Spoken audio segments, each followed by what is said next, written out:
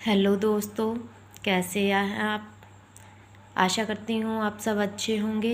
आज की इस नई वीडियो में हम करेंगे एक नई स्टोरी जिसका नाम है हाथी का घमंड। हाथी का घमंड। तो वीडियो स्टार्ट करते हैं। एक जंगल में बहुत ही शक्तिशाली हाथी रहता था।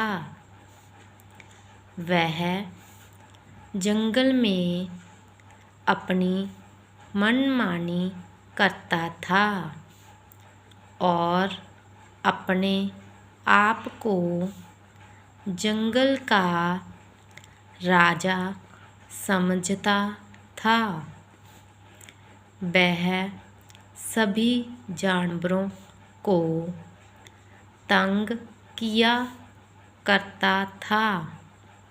सभी जानवर उससे बहुत दुखी थे, परंतु उसका शरीर इतना बड़ा था कि कोई भी हाथी से दुश्मनी नहीं करना चाहता था।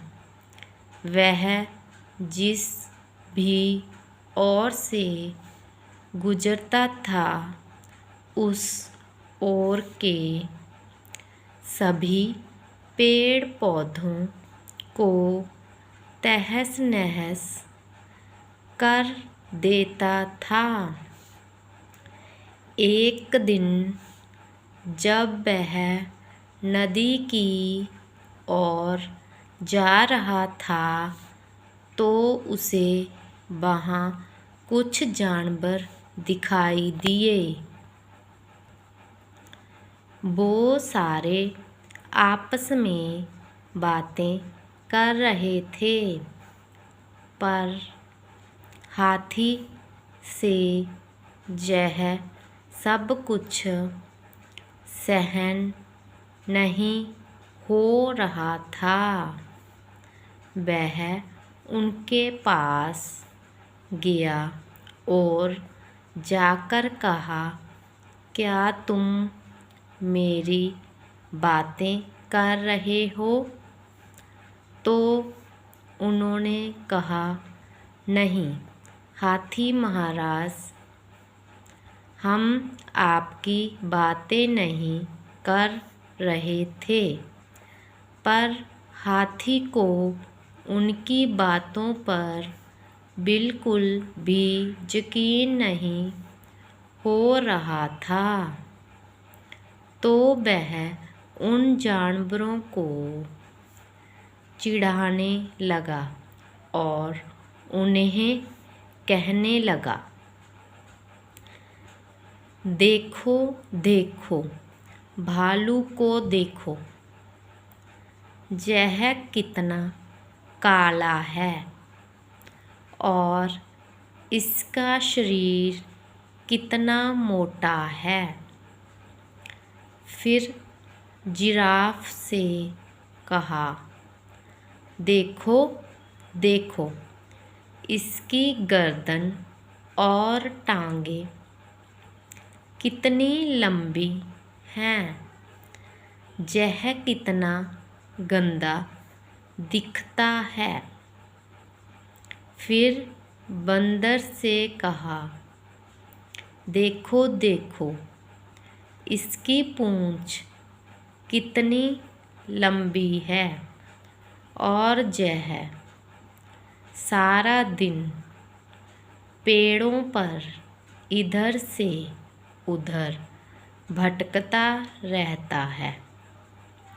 तो यह सारी बातें सुनकर उन जानवरों को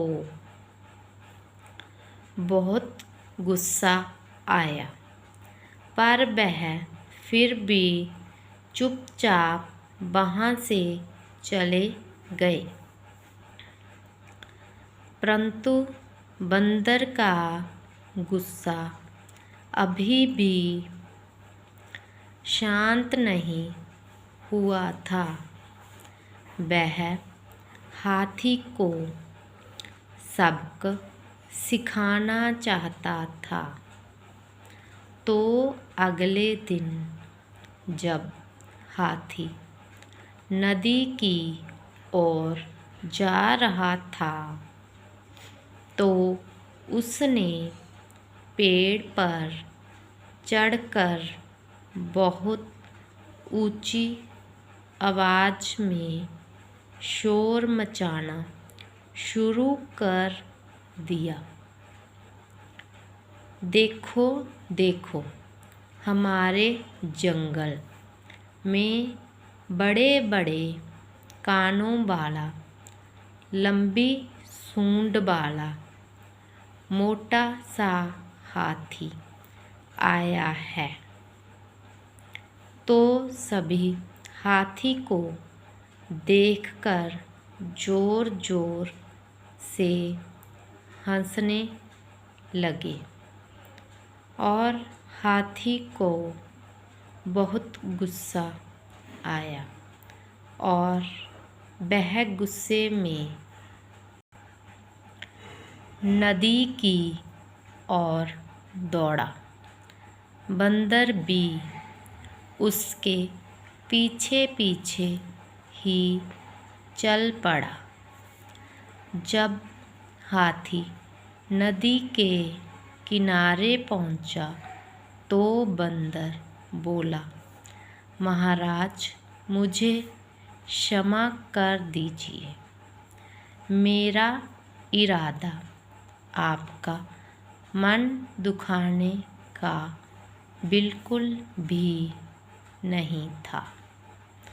आप पानी में अपनी परछाई देखें। तब उसने पानी में अपनी परछाई देखी तो देखा कि उसका पेट कितना फूला हुआ है, टांगे छोटी छोटी है, कान कितने बड़े हैं। तब बंदर ने कहा कि शरीर तो भगवान का दिया हुआ है, कोई काला है, कोई गोरा है, कोई छोटा है, कोई बड़ा है, इसमें किसी का कोई कसूर नहीं है। हाथी अब बंदर की सारी बात समझ गया और उसने अब जंगल के जानवरों को तंग करना भी छोड़ दिया। सभी जानवर खुशी से जंगल में रहने लगे। धन्यवाद।